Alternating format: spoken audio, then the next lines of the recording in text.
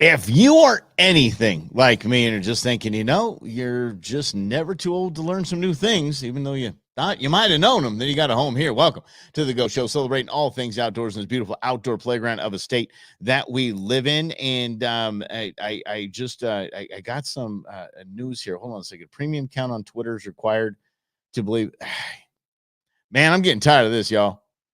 I'm getting tired of this. I have a premium account on X, and it's telling me now that I don't have a premium account on X. I don't even know what to do with myself. So I'm sorry if you're trying to catch us on Twitter. That really stinks. That I just got that news now that they're not recognizing that as an account on Twitter. Holy mackerel! What a pain in the tuchus. Anyway, if you're on YouTube and Facebook, thanks for playing along. We'll get this X thing all taken care of soon enough, as I will be contacting this streaming service Tootsuite right after this is made official. What's up, Lynn? How you doing? What's happening, Eddie? I'm glad you're here because I did actually get the video to play, so that's pretty cool. Eddie actually sent me a video of some serious, got me some serious motivation. I believe this was, look at this, guys. He's up there camping. What was this in was this in 6? Where were you at? Yeah, in your Happy Jack, right? Look at all those elk. Look at all of them. That's absolutely absurd, you guys. Look at this thing. That is a boatload. That is, look, that's absolutely crazy how many elk there. And they will all separate. They'll go through the rut here soon, and that means when they're making the babies. And they'll go through the rut soon, and then they'll all kind of disperse and kind of be around doing their own thing. 5A and B, got it. Why did I think 6? But yeah, 5A and B, right on. If you find some in 7 West, let me know. And he said that that's about half of them. Holy mackerel! What absolutely crazy, absolutely nuts.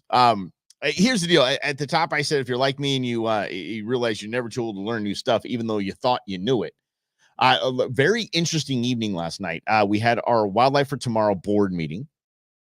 And again, if you go over to wildlifefortomorrow.org and check out the Hall of Fame induction banquet, it's going to be happening next month. It's going to be a lot of fun. IMC it, and we honor people that have just spent their entire life wheels off, sold out for conservation. It's going to be a pretty cool group.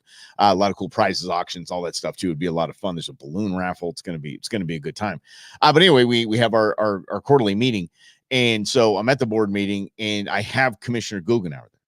Commissioner Guggenauer is on his second term on a 5-year volunteer position. So this man wheels off, sold out for. He's a shoe-in for Wildlife Conservation Hall of Fame when he retires. But let me tell you this: he's a source of knowledge, and the the Arizona Game and Fish Department liaison to Wildlife for Tomorrow was there as well, Luke. So I had the questions to ask. So here are the questions that we needed to get to the bottom of, that I promised and committed to you that I would get to the bottom of. And so here we go. The first was, if you remember, Colorado is now being invaded by HSUS, Humane Society of the United States. So when HSUS gets their claws into a state, this is what it looks like. They pay canvassers. This is the truth of the matter.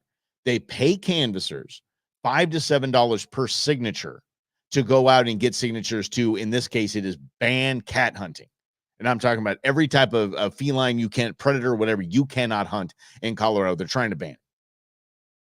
So not surprisingly, they had all these canvassers out making money. Can you imagine getting on summertime in Colorado, just like, oh, I can get outside and go knock on some doors and see if I can get people to say, these evil hunters are hunting. Oh, what they're doing to these kitties.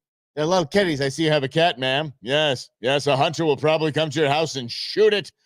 If we do not pass this legislation, please sign here. So they signed it.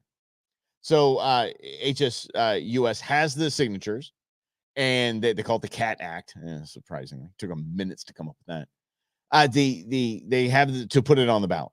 Now, we did our research, as we do here on this program. For 11 years, we do our research. We don't just spout things. We actually do our research.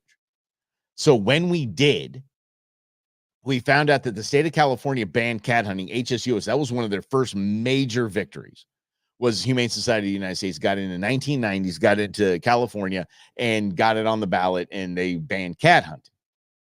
What they don't want to tell you, and this is the truth, again, this stats, we're just shy of 2,000 mountain lions have been taken out by their game and fish department. Special permit tags have been issued, 2,000 of them. 2,000 of it. And they're jacking up. This ban is actually making the mountain lions more emboldened to approach people because they have no hunting. They have basically no predators out there. They have no natural predators. So they remove humans as the natural predator, and then it's okay. I'm just gonna go into some neighborhoods. I'm gonna jack some stuff up. Let me eat some kitties. Let me eat some doggies. So this is Lynn. By the way, because Lynn asked it probably about HSUS. Why pay someone to do what they care about? Make them volunteer. If you have $150 million war chest and you're just picking off one state per year or election cycle, or 2 or 3 per election cycle, you put that money right into people that can get it on the ballot. Once it's on the ballot, the masses vote with the headline of the act, the CAT Act, banning hunters' ability to kill majestic mountain lions here in the state of Colorado. Okay, yeah, I vote for that. So paying is the easy way in. Tugging on heartstrings to get people to knock on doors is that doesn't work anymore. You got to pay the people now. $5 to $7 a signature. If you ever go to like things like First Friday or any of these festivals or stuff like that, or maybe even a political rally, you're always having people that sitting there trying to get you to sign something. Those people are getting paid $5 to $7 per signature. At least that's the going rate. So when HSUS tried to do that here, and I'm going to get to the question I have answered here in a moment. When HSUS did that here in Arizona, us as the critter groups, all of the conservation agencies here, not agencies, conservation groups here in Arizona, we kicked in money to pay the canvassers to not go get signatures. See? That's right. That's how we did it. Okay. Now, so I said that, so I looked into California. California's doing 2,000 mountain lions. There's no way the voters of California know that after the mountain lion hunting had been banned, the conservation department had to issue 2,000 permits to get these mountain lions out of the way. The mountain lions are becoming a nuisance, becoming a problem. Surprising. Isn't that shocking? When you use legislation instead of science, that's what happens. So I said, and usually these tags go to people that apply to a special draw or something like that if they're sharpshooters, right? You can go maybe I forget how they do it. Maybe they have like a range day and like, oh, you can hit a target from 200 yards. Okay, wonderful. Here's your permit, or you can apply. So our big question we had as a group was, well, how does that fit into the third tenet of the North American model of wildlife conservation, meaning opportunity for all, right? And that was a big thing. Because here in Arizona, when the commission banned the ability to auction commission tags, the site that was being used was opportunity for all. It's not fair that only these big fat cats, see what I did there intentionally? These big wigs, these millionaires come along and buy these tags, and it's not opportunity for all. So how does that fit? That's why I asked Guggenauer. He's the one that put that to a vote. I asked Commissioner Guggenauer face to face, how does that fit into opportunity for all? He gets a smirk on his face. And I'm like, uh-oh. You ever challenge like somebody that's in authority? Maybe it's your boss, or maybe it's even a coworker or something like that. Maybe you have some rank on you or something. And because he's the president of Wildlife Enterprise, I'm the vice president. And then you ask a question, you're kind of like, how's that? And they give you the answer, and you're like, oh, they don't even give you the answer. Just kind of smirk. You know, you're in a little bit of trouble there. And no, I wasn't. We're obviously cool in the gang. But he said that those sharpshooters, Mike, are the feds. The U.S. Fish and Wildlife get to do it. The California was like, we're not going to even do the permit tax because they know politically, optically, that's a terrible idea. So they don't even offer it to the citizenry. They offer it to the basically the feds, and those federal agents are having the time of their life out doing something no one else can do, and go on these big cat hunts. And I have no idea what happens to it. I don't know anyone that would give me an honest answer.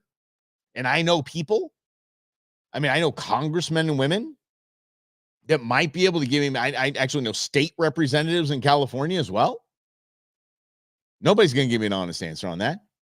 Because if you're letting agents go that are basically now higher of privilege than the millions, the billionist to billionaires, because they get to do it, no one else can. Do they keep the meat? Do they keep the hide? Are they just letting them there to waste? They just knock them down and take the picture, and that's it? What do they do? It's interesting. It would actually, I would feel better if the feds were essentially able to do that, to keep the meat and to share it with their families and friends. Okay, fine. Because yes, in case you're going to ask, apparently Mountain Lion, and I think I've had it and I loved it. I've been to a lot of these game meat events, but from the consensus is it's one of the best game meats there is. That's why I was surprised, because I'm a huge shark fan. I'm a shark nut.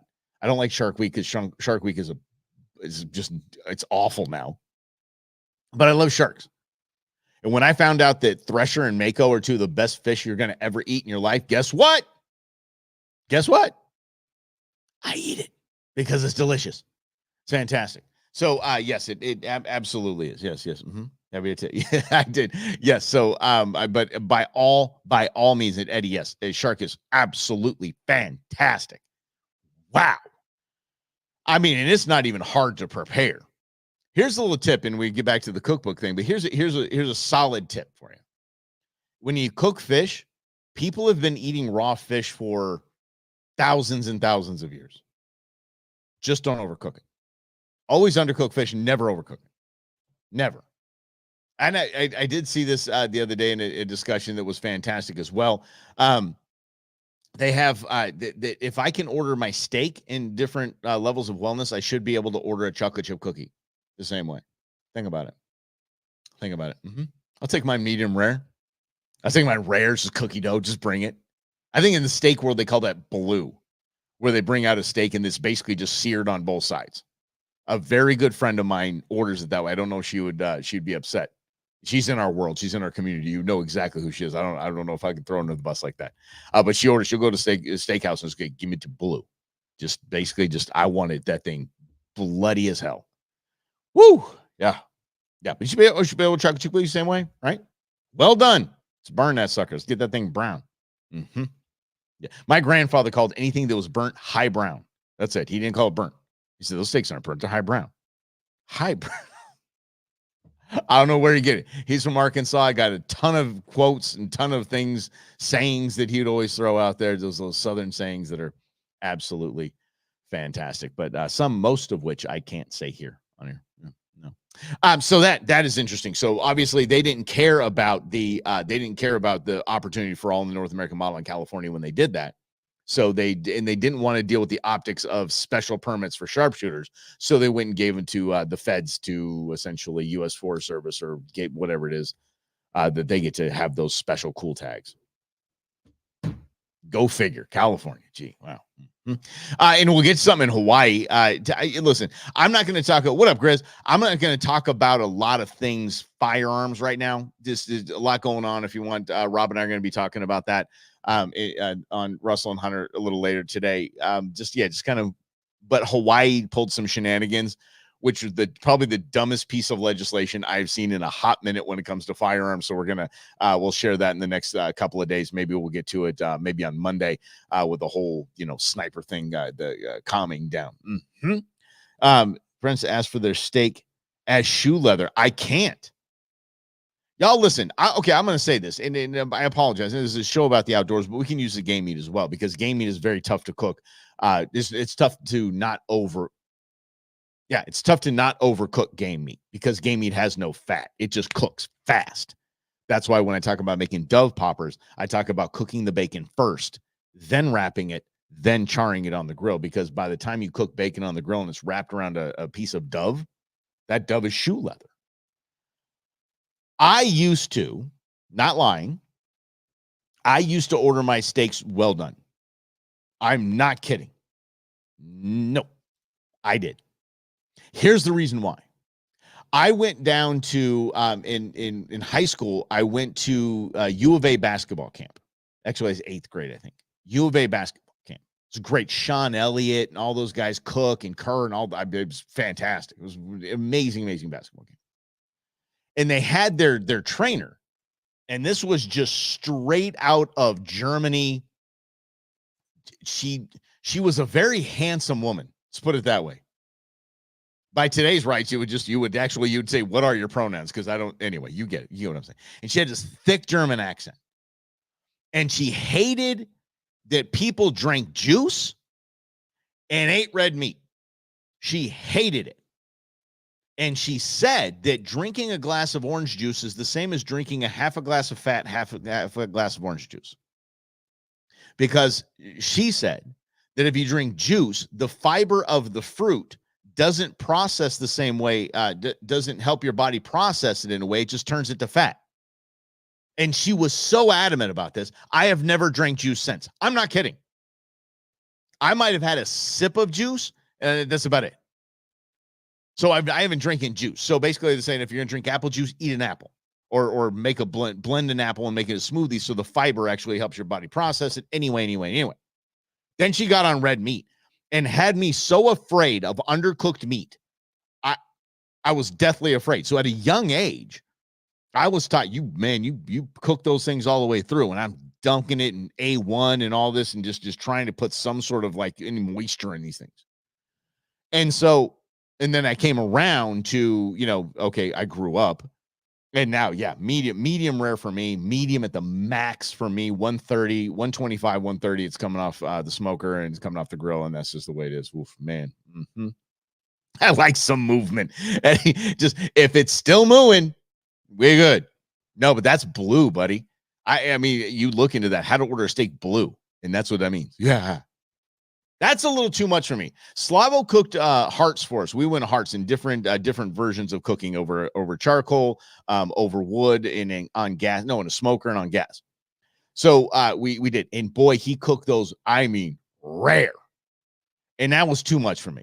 It was just, okay, dude, A, it's heart, and B, is super, super rare.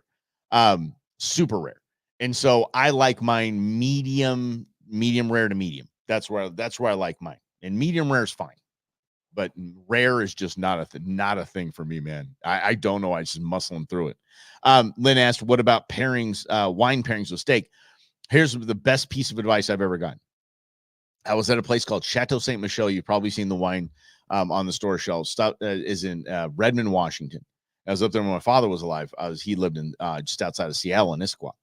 And and they have not a sommelier, they have like the Jedi level, like the Grand Jedi Council version of wine. Like these guys take a test and they take a sip of wine that will tell you when the grapes were harvested, what region it was harvested from, that kind of a palate. So they had one of those, and there's only like, it's in Woodinville? Then what's in Redmond? What am I thinking of in Redmond then? Red Hook Brewery. Red Hook, right? Or Pyramid. It used to be Pyramid, but Pyramid's by the stadium now. Anyway. But yeah, I'd believe you on that, Chris. So anyway, so it's in Washington. There we go. Yeah. I'm geographically illiterate. Y'all know me. Holy cow. Microsoft. Microsoft's in Redmond? I am all over the place. Again, geographically illiterate. Anywho. So this guy, this super, super Jedi, Chateau Ste. Michelle is one of like 2 wineries in the nation that have one of these dudes at this level. And he just happened to be there while we were on the tour. So they just said, yeah, Red Hook. There you go. Yeah. What did I say? Oh, Red Hook or Pyramid. That's right. So I actually have, now you're just confused. So Microsoft and Red Hook are in Redmond. Anyway, but my father lived in Issaquah. So I don't even know how that is, again, geographically. Anyway, so this guy that is the super, super Jedi of wine was asked constantly, well, what do I have with this? What do I pair with this? What do I pair with that? Coolest answer I've ever seen from somebody at that level that holds that kind of title, that holds that kind of education. He just said, seriously, he goes, well, I don't know, whatever tastes good to you. You want to have a Riesling with a steak? Have a Riesling with a steak. I don't care. Have a dry wine with fish. I don't care. Whatever tastes good to you. He goes, your palate obviously is different than mine. I got a champion palate. I got a Jedi palate. I got a palate that's like I got a God-esque palate. It's superhuman. So yours is going to taste different than mine. Have what you want. Yeah. All those places are. Been to many of them, yeah. I was actually talking about the Red Hook Brewery tour with my girlfriend last night. And for some reason, I don't know why we got on the topic, but it was so funny because the chick running the tour last time I was at Red Hook, because it was Red Hook a bunch. Oh, I know why we got on. I'll get that to you in a second. But she just, the way her cadence, the way she talked, my sister and I were just giggling our butts off, which is so funny because it's just like, just hold on, I'm trying to get it here. Red Hook is too small to be considered a macrobrewery, yet too large to be considered a microbrewery. That was her cadence and how she spoke. And we didn't hear much. We were just drinking beer and listening to that, like almost like Charlie Brown's teacher. Wah, wah, wah. Wah, wah, wah, wah, wah. But they used to have something, and Grizz, come with me on this. It was called Double Black Stout. They made it with Starbucks coffee. It was a porter, I think, made with Starbucks coffee. No, stout, obviously. There we go. And holy mackerel, one of my favorite beers in the world. They just stopped making it. And I called them and I said, why'd you guys stop making this? They said lack of demand. I go, that was my favorite beer. I loved that beer. Every time I went to like a Bevmo or Total Wine, I bought that beer. And you know what she said to me? She goes, oh my God, we get a few calls every single week saying that same thing. Sister, that's called demand. Lack of demand. Holy mackerel. Mm-hmm. Yes, a deep, dark porter. I tell you what. Yeah. Because I think Starbucks owned a piece of that. Anyway, we're getting way off of this outdoor pro show about the outdoors. You talk about that on the Brewmance for the love of Grape. Yeah. Best actually brewery tour I went to was Pyramid. Pyramid was the best because they were going through a complete reconstruction. So we just sat in front of taps and the guy just kept filling our beers up and just pointing. Executive offices that way, bottling line that way. That's just, yes, man, fabulous. And New Belgium Brewing. I'm getting to our next answer. I super promise you. New Belgium, it makes Fat Tire and all of that. I walk in there, straight hippy dippy place. It just really is. It's all solar powered, wind powered. They're off the grid. Everybody drives their Fat Tire bike to work. There's hundreds of them lined out front. It's a really cool place. Looks like a wood cabin type of resort. Is what it looks like. So I walk in there and I said, hey, listen, I'm here for a tour. It's just me. And the guy goes, are you with a college or something? I said, no. He said, we don't do tours. This is years and years ago. It's like 20 years ago. He said, we don't do tours here. I'm like, oh, man, that sucks. Okay, well, I just started looking around. He goes, hey. But if you go see where those glasses are by that tap, just pour yourself a Fat Tire, man. Show yourself around. He goes, don't go to the third. He goes, don't go to the third floor. That's where the executive offices are. Just anyway, show yourself around. They're doing yoga by the tanks and all this trippy. It's a blast. Yeah, fun times. Anywho, let's get back to the second question that we had answered by the geniuses over there at your Arizona Game and Fish Department. My man Luke took over on some of the answers, and Commissioner Guggenauer helping me out. I was at a pool party this weekend, and this guy started chatting to me about what they got drawn for, and he said, my points to his wife, and he goes, she got drawn for elk, but we're going to give it to our son this year. And inside, I thought, okay. And I didn't say anything outwardly, but inside the wheels start turning. I'm like, I am almost positive that's not legal to do. And then some would say, who cares? I always had, whatever. I told my son, take the shot. And then if I got the game warden over there, I'd tell him that I took the shot, whatever. It's only illegal if you get caught, right? It's one of those ethical questions. It's one of those soul torturing ethical questions. Like, would I do that? Like, would I sit with my son and I have an elk tag and he's with me and this beautiful bruiser elk comes along? It would be very hard for me as a dad not to say, son, take that shot. Why don't you take the shot? Dad, it's your tag. I know. Take that shot. If anyone comes along, we'll say I shot it. I don't know if I can do that. I would want to, but I don't know if I can do that legally. So he said that. And Grizz, you're right. So many people aren't ethical and they just do kind of make up their own rules. If you challenged me on this and said, Mike, can I transfer a tag within my family? I'd say, hell no, you can't. It's something people want to do and people do, but you can't legally. So I set up the question even last night to a very high-ranking official at Game and Fish and the higher-ranking official, which would be the commissioner. I said, look, guys, if you put a gun to my head, I'd tell you with 99.9% certainty that you can't do this, but here's the question. Because it came up and I didn't want to light this guy up or even talk to this guy because his ethics, my ethics, I'm not trying to impose my ethics on people. But if that's what he wants to do, I go, can you transfer tags to a family member. And they just looked at me without end. Yeah. I'm like, what? You mean I can take my elk 7 West tag, bull tag this year? I can take it and give it to my son, give it to my daughter. There would be a war in the family. Intern Nuge and intern Beans, it would start a civil war. No lie. If I had one tag and I gave it to one of the two of them, one of them would disown me. And why do I call my kids intern Nuge and intern Beans? Nuge and Beans are the nicknames. They're interns so I can, skirt child labor laws. But I can actually do that. And they said, yeah, no problem. He said, you just go to one of the Game and Fish offices and just say you want to transfer this tag, and you show them that, that's your son, and same name, same address and all that. Go for it. It's crazy. I didn't know you could do that. Like, can you imagine? And again, I think this is the lesson in it all. Could you imagine if I did impose what I thought was my morality on somebody because they were doing something that I thought was unethical and not even legal here in the state? And holy crap, I would have been wrong. I would have ended up with just egg on my face. I would have been mortified. Correct, Chris. You're right. You can't do it in the moment. Yes, you can't do it like while you're out there and say, son, the scenario that I did. But that's kind of how it plays out probably in most cases when they do that, because I don't think a lot of people know, and that's why I'm excited to share this with y'all. I don't think a lot of people know that you can transfer tags within your family. You give up your bonus points. The person you're transferring to doesn't give you your bonus points are gone, but you can do it. You can do it at a Game and Fish department. I had no idea. Again, I would have fired off. I would have thought that I'm telling you, I've had an outdoor radio show. We're closely with the Game and Fish department. I'm a vice president of Wildlife and Environment. Let me tell you, sir, that you can't do that. I look like a moron.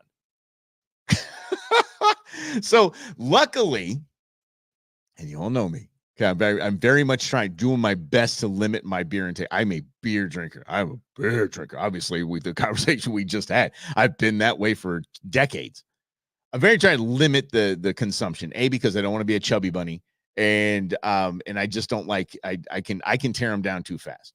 So luckily at this pool party, I was doing spacers. So don't know common spacers. So I was having a low alcohol beer, which is called Crispy. If you guys like a really good crisp cold Pilsner, the Shop brewery here in Phoenix has something called Crispy. You can get them at the Kroger store, so at Fry's. Crispy is fantastic. So good. Okay. So I got 4 of those for an all-day party. This was like 3 to like midnight. So I got 4 of those, and then I got 4 of my hop teas, which are the same size cans, and they are iced tea that is brewed with hops. So there's no calories, no alcohol, no sugar, no nothing. So I was doing every one of those. Had I just been drinking like I would normally at a party or a pool party, I'd have probably flown off on this dude and looked like a damn idiot because A, I'm flying off on somebody because I had too much to drink, and B, I'm wrong. So yeah, you can transfer tickets. So California, their sharpshooters are feds that just get to go have fun and hunt cats. So there's no cat ban in cat hunting ban in California. They're just giving it to agents that they like. And then you can transfer tags to family members. Mm-hmm. Yeah. FYI, that hat looks too new. Thank you very much for the hat mention there, my man. I just got these a couple weeks ago, and I was looking around for the other one, but I don't have the other one. I got 2 new Canyon Cooler hats. I just love this. This actually, if I could pull it in, yes, there's the lettuce, guys. Look at that. That's actually embroidery. That's embroidery. It looks like that's actually embroidered onto that patch. It looks like it's just been like screen printed. The embroidery is so tight on this thing. I absolutely love it. So I do have to break this in. Thank you very much. I will be very proudly wearing this going down the Colorado River in the Grand Canyon at the end of next week. So it'll get broken in, my man. I promise you, but I appreciate that. But yeah, I mean, you got to break them in every now and again, right? I mean, you got to put a new one in there. Yo, I love you guys. You guys are too much fun. I got to tell you something, a little preview coming up on Russell and Hunter. I am literally on one about this, about what happened over the weekend. So you might want to tune in and buckle up for that one. I actually already texted Rob and said, dude, just so you're ready for this, I'm on one today. So it's going to be a good one. All right, y'all. You are amazing. You're going to go pro. Wait, so you're going to GoPro that. Oh, heck yeah. Yes, actually, I have several GoPros. They just are at my the ex's house, and but the girlfriend who will be there with us, Becky, has one that we're gonna do that, and then I'm doing a lot. We got these cool lanyards. I know, whatever. I'm 49 years old. Lanyards are cool. So these cool lanyard that you put your cell phone in, and you can still have all the functionality, but it's a dry case, and you still have the functionality of your phone. So a lot of it's going to be phone as well. So we're going to have a lot of content from that. So y'all, thank you so much for hanging out. Let's do this again tomorrow. We're 2 very short days away from FAFO Friday. Going to be a fun one. So let's hang out tomorrow at 11. That's when we do it right here on the Go Show, celebrating all things outdoors. This beautiful outdoor playground of a state, nation, and world that we